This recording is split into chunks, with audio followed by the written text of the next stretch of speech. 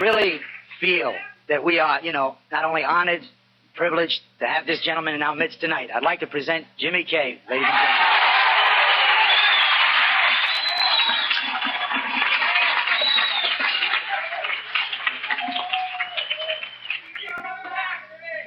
I ain't going to leave. I told you before, I ain't going to leave. Can you hear me now? I spoke at a banquet one time, and the people in the back said they couldn't hear me. The man stood up in the front, and he said, well, I can hear him, so I'll change places with you. I've never forgotten that one, My name is Jimmy, but I'm the most grateful member, I think, of NA Tonight, for the 12-step call that you have made on me since I've been sitting up here.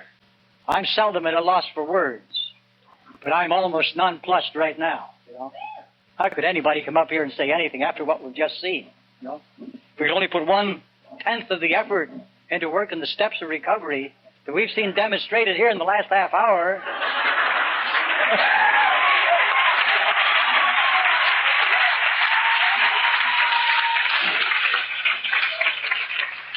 Is there even one person in this room right now that doesn't know that this works?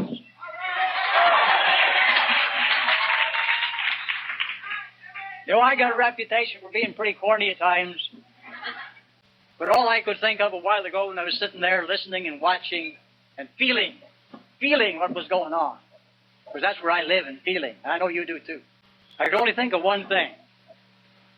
And I'm going to steal it from a TV show that you've all seen one time or another. And whether you like it or not, I got to say it. From New York, it's Saturday Night Live.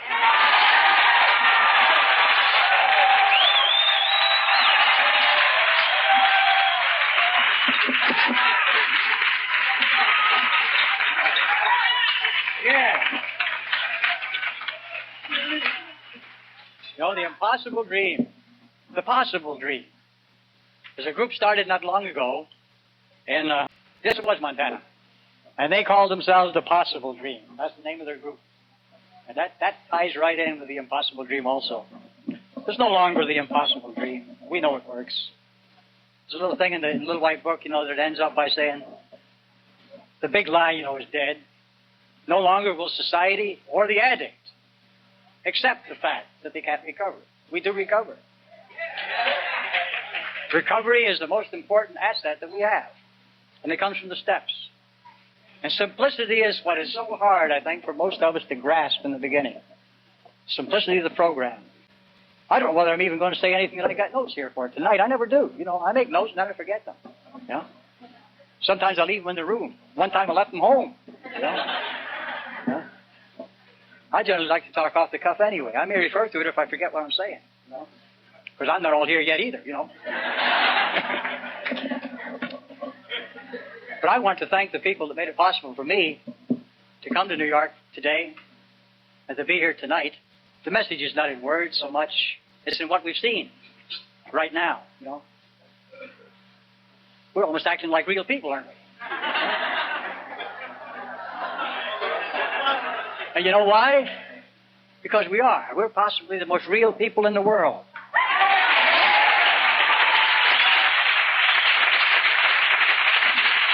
I would like to tie in what I said a minute ago about no longer will society or the addict accept the big lie that we no longer recover, in that respect.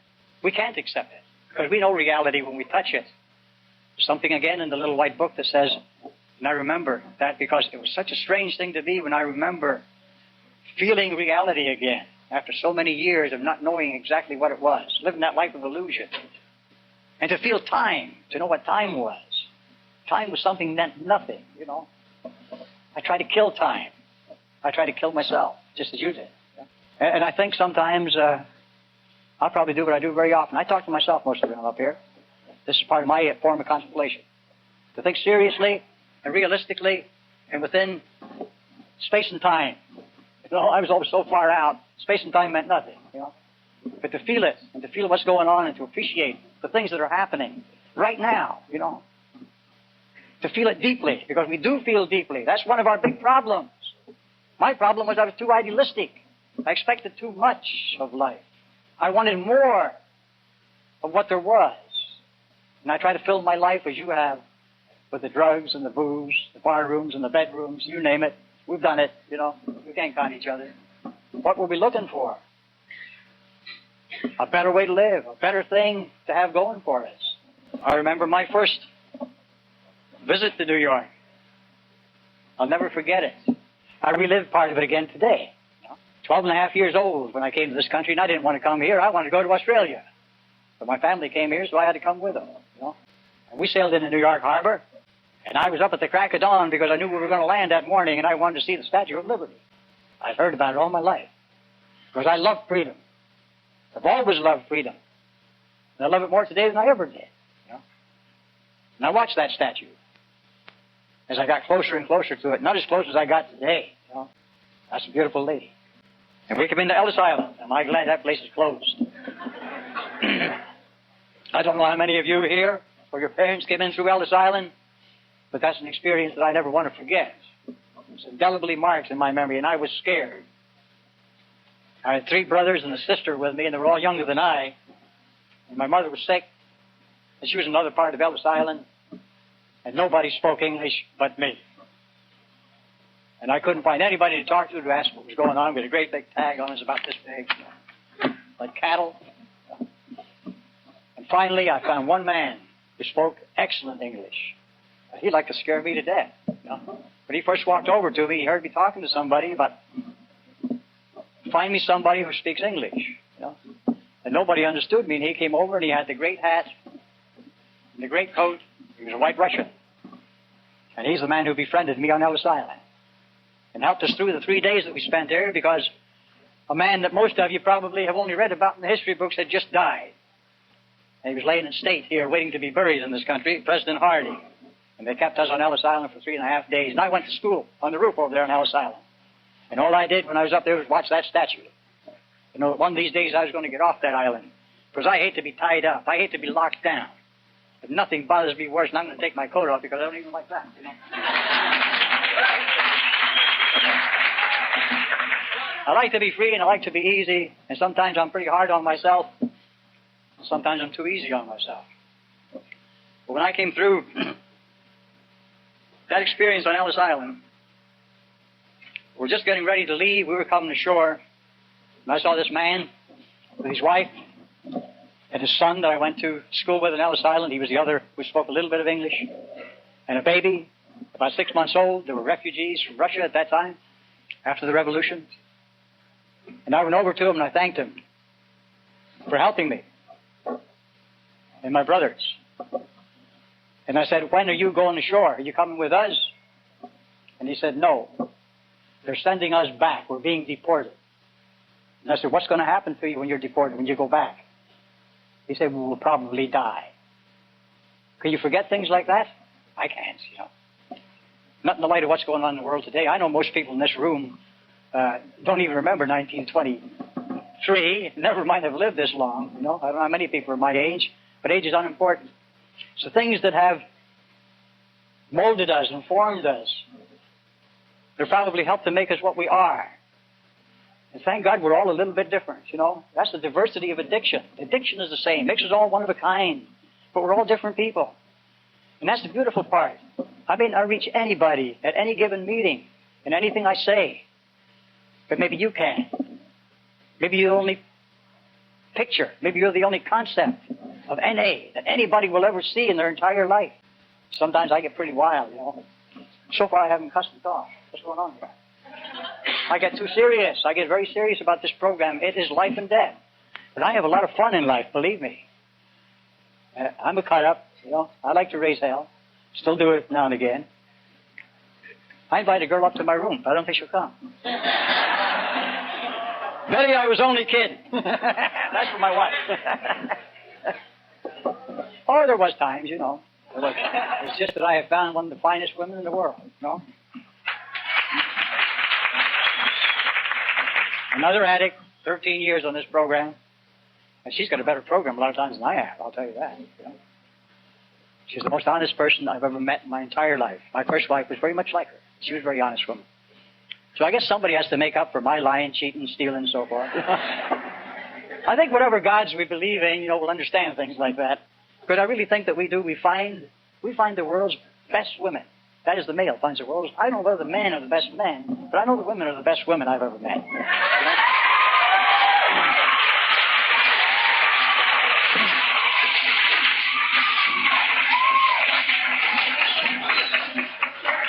Somebody told me, said, you go to New York, maybe you better carry some extra flashlight batteries and a flashlight because the lights might go out. I said, hell, I used to be able to get around these streets when it was dark years ago, you know. I haven't been in New York for 45 years, you know. Even that's older than most of you sitting here in the room tonight, you know. Yeah, they told me all these things, you know, that, well, they did tell me a few things that I found to be true. They told me really there aren't too many problems with drugs around New York City.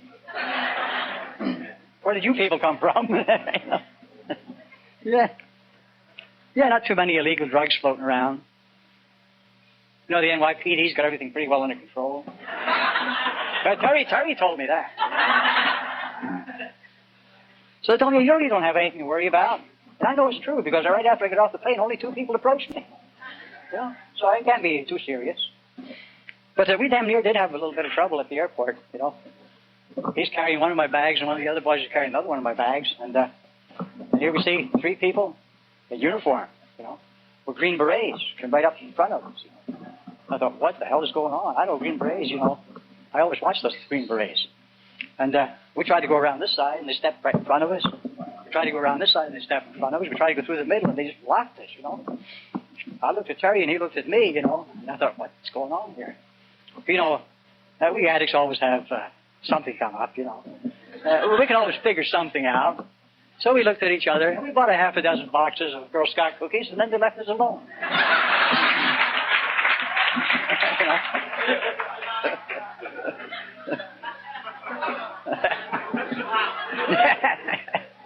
You know, I told you that my mind gets fuzzy when I get up and try to talk, because I like to sit down at a table with 3 or 4 people and chew the fat, and get in the room like we did until about 5 o'clock this morning, comparing notes, and running the program down to each other, not cutting up old touches, you know.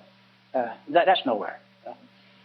It helps a little bit if you've got a newcomer and you think that's the best way to identify, but the newcomer looks right through us, sees right through us, he knows what the hell's going on. We can't kid each other. I can't con you, and you sure as hell can't con me, you know. I'll catch up with you sooner or later. I do get a little over-trusting at times and trust people a little too much, but I ain't been burnt that much, you know. It hasn't hurt me that much. And if they needed something, they got it, so that's it, you know.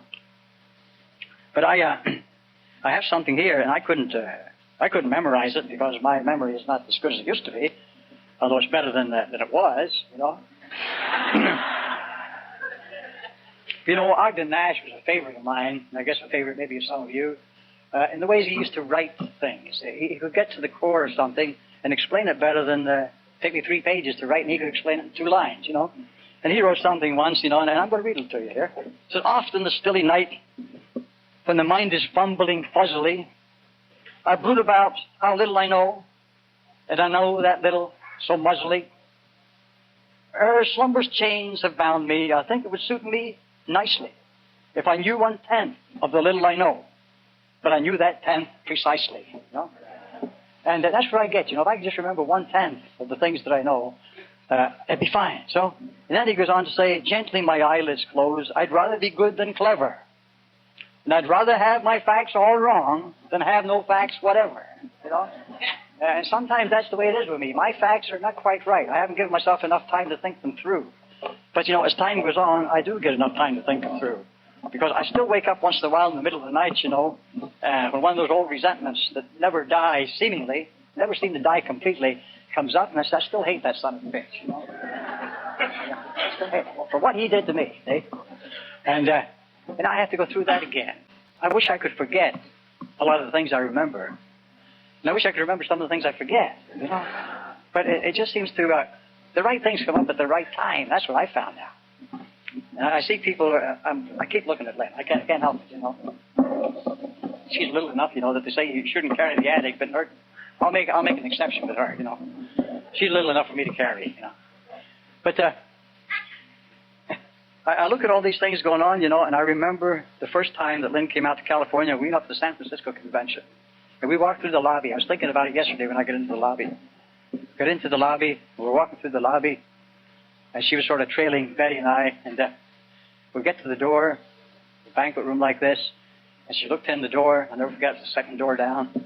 She looked in there and she turned around to me and tears were coming down her cheeks. And she said, "You mean there's that many clean addicts in the world?" And I said, "Yeah, and a lot more besides, you know." And it's true here. Imagine how many are not here who are clean. Imagine how many are not here.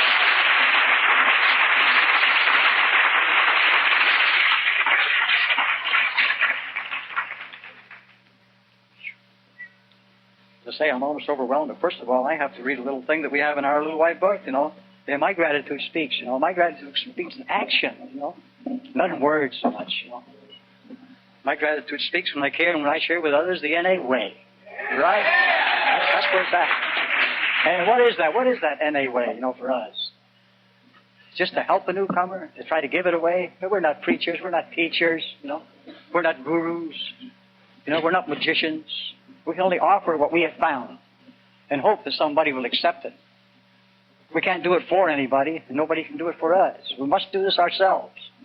And that's where the responsibility through ourselves comes in. And I think if we remember nothing else other than that, everything will fall into place. You know? It's the program is too much. The more we talk about the steps, the more we talk about the traditions, the more we seem to confuse not only ourselves but others. We can only take them just as they're written and apply them as best we can, a day at a time. The work. Simplicity is such a hard thing to understand, you know. I don't know why it's so hard to understand the simplicity of the program. It's just to work them, you know. Do the best you can with them. We're not all alike. You do the best you can, it'll work for you.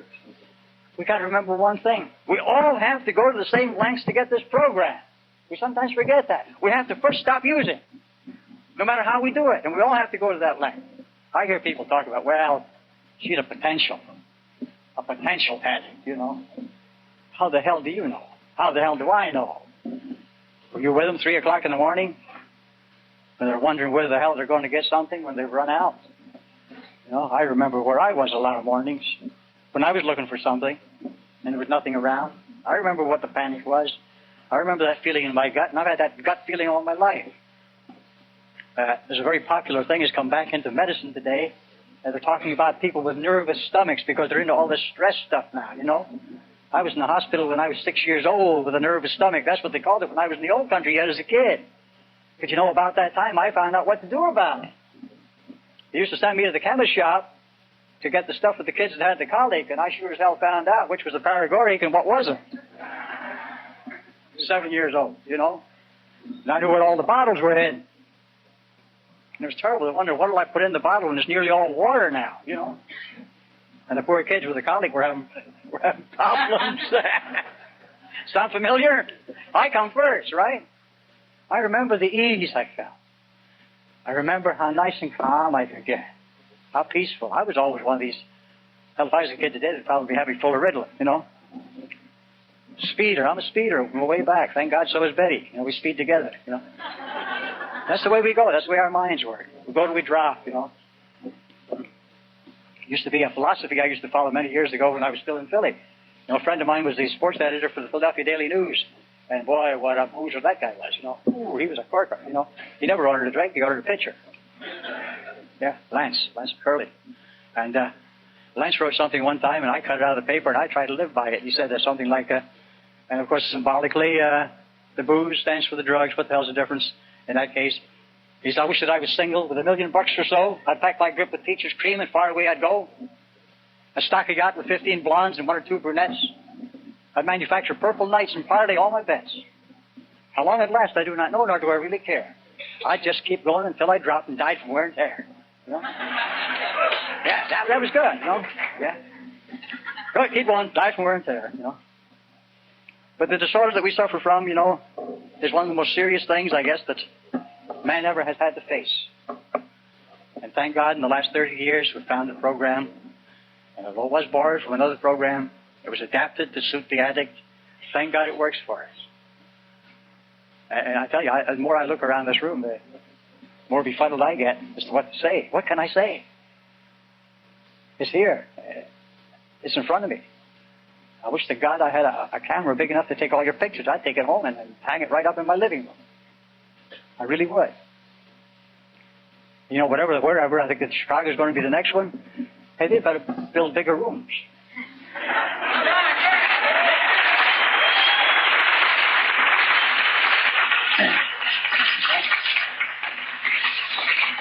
No, I'm not a prophet, although I can see the future in a lot of things. But about 8 years ago, I said one time, the time is going to come when we're going to get so large that we're going to fill the Astrodome.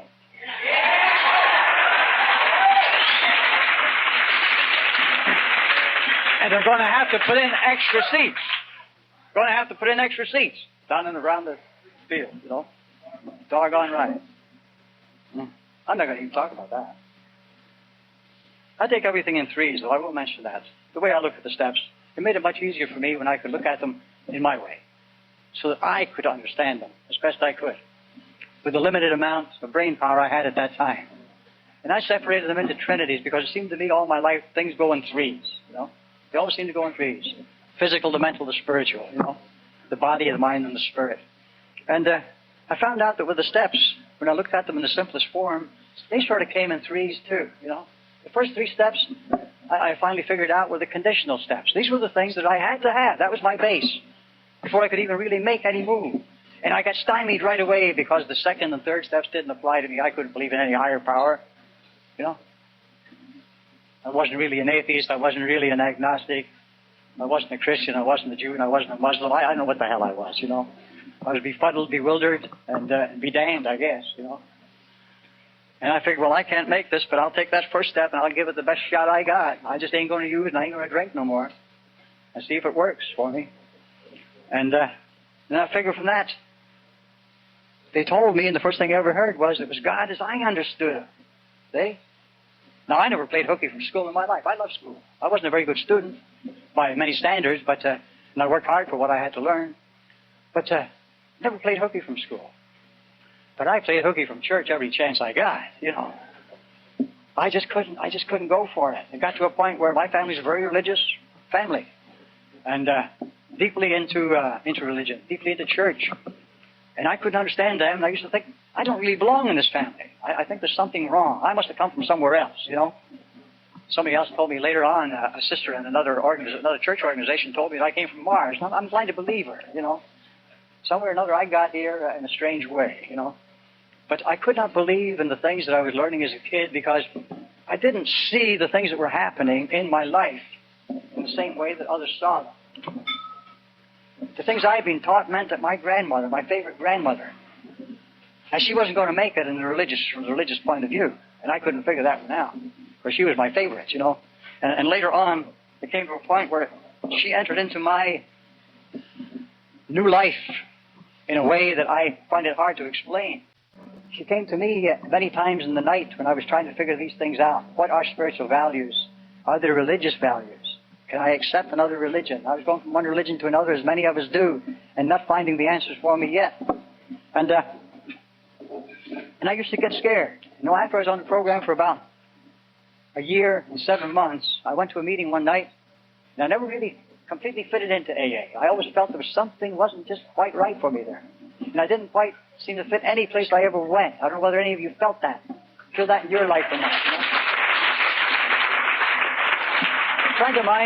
A friend of mine who was an avowed atheist, and he died an avowed atheist, but a deeply spiritual man, started another group called AA.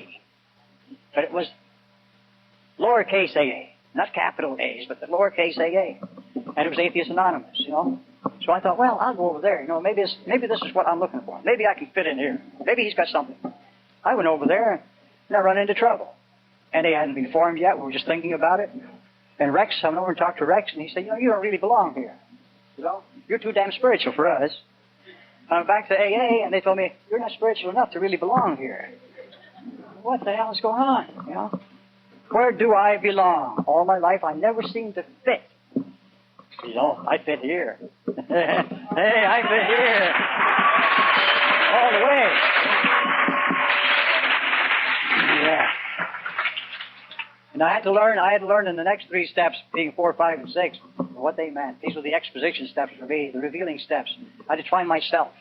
What was this self that I was that was so bewildered and so lost most of the time? Didn't have a true identity of its own. what could I find here? And so I got into the third step, as I say, and I couldn't understand that, so I skipped and went to the fourth and started on inventory, and boy, was that a rat race. Oh, God. Some of the people I ran around with then, they were so deeply into what they were doing that I couldn't understand what they were doing at all. We used to have one dear friend of mine who used to stand up on the podium and tell us all about her 32 defects of character. 32! And the best I could come up with was about 5 or 6, you know. And I used to toss it, Ruth, how can you have 32 defects of character? And she would name them all for me. Down to 32. And I would go home and I'd sit there and I'd think, I can't hack that. How can I take care of 32 defects of character? I had to find an answer. Where did I find the answer? I went back to the religion of my youth, you know. What are the virtues? Faith, hope, and charity are the 3 virtues they told me about. And that's 3. I can handle 3, but not 32, you know. So I found out the way you get rid of your defects of character is to practice the 3 virtues that are known all over the world in every religion, every spiritual way of life. I had faith in this program. I knew it worked, you know. I had very little faith in me, you know. But I had faith in the program. And from that, you know, and I had the hope that it would work for me, because I saw it working for others, you know. And the charity I understood is goodwill. The goodwill is the base of our program. It's the base of all spirituality is goodwill. Because from goodwill we grow to affection and sometimes to love. You know? I can have goodwill towards you, even though I never associate with you and maybe not want to associate with you. You know? I had to figure these things out for me. This is my life I'm talking about. How do I handle it? How do I look at it and get the answers I need in order to live? In order to succeed in this business of living. And by continuing to practice faith, hope, and charity, my life began to change. But this one night, I went to a meeting and I was very low. I was very depressed because I didn't seem to be able to find these answers as yet. And I don't talk about this very often, but maybe this is the time to do it too. I went down to this meeting, and the more the meeting went on, there was about 30 people there, and the more of them that spoke, the worse I felt. The more they seemed to have something going for them, the more depressed I became. And the more depressed I became, the worse I felt. And it must have been evident to some of the ones around that knew me pretty well, because I finally got up as soon as the meeting was over and headed for the door, and 2 people stopped me. The woman is still alive. She spent a lot of time with the Peace Corps, and she's back in this country again now, and Johnny's dead. But Johnny and Betty stopped me at the door and said, what's the matter? And I couldn't talk. When I get really deep like that, I can't talk. And I just shook my head. I don't know. They said, where are you going? I said, are you going home? Are you going to be all right? I said, do you want me to come with you? Do you want to come over to our house? What do you want to do? I don't know. That's the way I would get. I go like that for days sometimes, unable to speak. And I left there and jumped in the car and went home. Walked into my bedroom. My wife and my daughter was in one bed. My daughter was in one bedroom and my 3 sons were in the other. And I went into the little place I was holding up in with a few belongings I had left. And up to this time I hadn't been able to, I was so emotionally ill that I hadn't been able to even sit down and eat a meal with my family. In fact, it took me 3 years before I could sit down and eat a meal with my family. And I was lucky at that. Because the psychs told me it would take me at least 5, you know. But they've been wrong before. Right? And anyway, I went home and I got out my German dress bayonet, which I used to carry. A lot of people know me. I was known as the Crazy Scot in the San Fernando Valley. And the dress bayonet, I have it at my side, and I had the loaded gun in my back pocket. And I loaded the revolver. And I made sure the knife was good and sharp, and I sat down to wait till the family was sound asleep, because I had already known what I was going to do. And I put my head down on the pillow, and I figured I'll wait till about 3 o'clock in the morning. By that time, I can kill the boys, shoot my wife and my daughter, and kill myself. And I never felt worse in my entire life. I had nothing left to live for, even though I've been trying hard. So I know how difficult it is for some of us to make this program. I've been there, you know. And I sort of went into a sort of a half-sleep, half-trance, in the dark, laying in the dark. It was about 3 o'clock in the morning, I imagine, from what I can recall. And all of a sudden, the room began to get a little bit light. And I looked, and I saw something that looked like steps. And up on top of the steps was a great big circle, a big orb, a sphere, like hammered silver. And if I had ever been scared in my life, I was scared then. I didn't know what to make of it. I just lay there, stiff as a board. I couldn't move. And a voice from somewhere in the back of my head and behind that orb said to me, "Don't be afraid." And I relaxed. And I was told a few other things, what to do, and I tried to hedge on what I was being asked to do. And I had mental images of what I could do according to what I was being asked to do. And the voice laughed a little bit and it said to me, "You shyster, you." Now, nobody had ever in my life called me a shyster, but you know what a shyster is, you know. Shyster is a Philadelphia lawyer.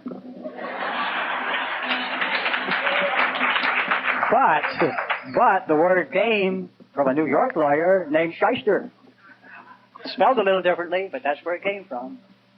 And I knew what it meant, unprincipled. I was going to have my way regardless. And I had to laugh a little bit because I knew whatever this voice was that was talking to me knew me inside out. I couldn't hide anything. That I was known. And then I was told what to do.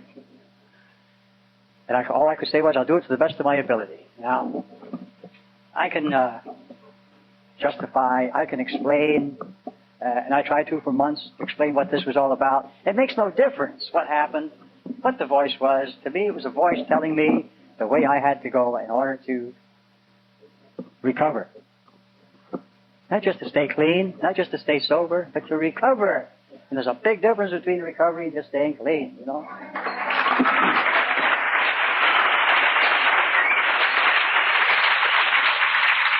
For 24 hours, I knew complete and unadulterated serenity. The most beautiful thing that ever happened to me in my entire life. I knew everything was going to be all right. Everything was going to be all right with me. Everything was going to be all right with everybody else. Everything was going to work out if I would just do the footwork. And part of that is responsible for what we have today. That's the best I can tell you. I'm not going to go into details about it. That's one of the reasons that NA was formed. Because of that voice that told me what I had to do.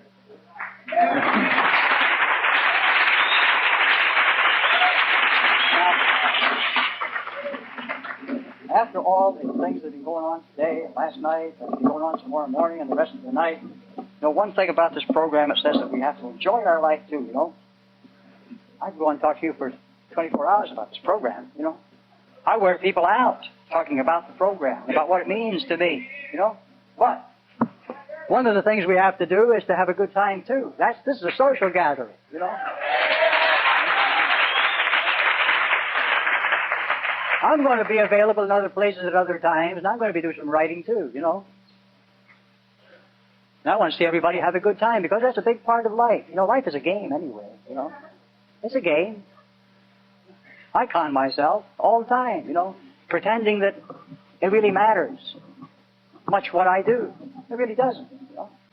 Part of the thing about life is we can enjoy ourselves. Providing that, we find that balance between the having, the things we have, and the things we enjoy, and the satisfactions we try to gain, and the area of being, which is what this program is all about. Shakespeare said it. When he wrote the soliloquy for Hamlet, you know, he said it. To be or not to be, that is the question. You know, we tried not to be through drugs for many, many years, and it didn't work. But to be what you are, to be the self that you truly are. Another poet, and I'm going to close with this, another poet said it to me, and I had to go back. I read Alexander Pope when I was in junior seminary years ago, and I enjoyed what he had to say. And he said something that went like this, that explained to me. I went back to it and found it in the books. I went back to it so I could understand, because it meant so much to me as to what this program and how I think and how I look at things. Find your own personal God, your own power as you understand it. Don't worry about the other persons. Huh?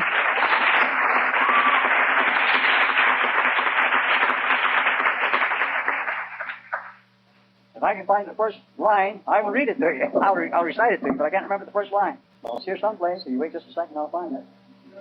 Oh, something else they're going to say. I didn't intend to speak too long anyway, because an old friend of mine used to say, the mind can only absorb as much as the seat can stand, you know.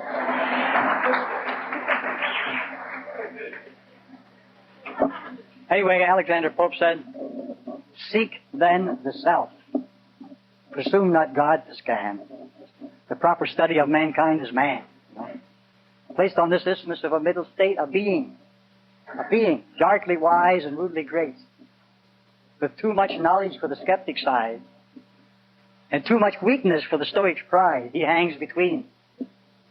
In doubt, the mind or body to prefer, born but to die, and reasoning but to err.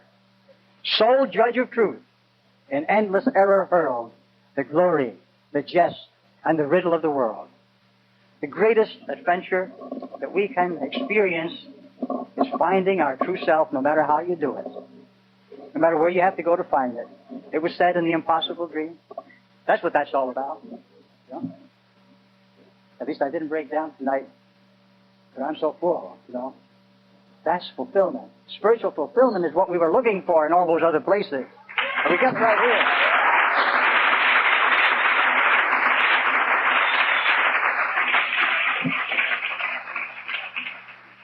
here. Discipline I hate. I hate all kinds of discipline, you know, and all kinds of authority. And I was talking to a man last night upstairs. We talked a little bit about it. And I said, I look at discipline now very different than I used to. I found out now by trying to understand me and the people around me and the things I'm trying to do. And I try to find that which is proper and right for me to do the right thing for the right reason. And then I give myself as fully to that as I possibly can, given my weaknesses and given my strengths. And I'll say one more thing, and then I'm going to sit down. When you look at another addict, or look at yourself, look on their strength with pride, and look on their weakness with compassion. Thank you.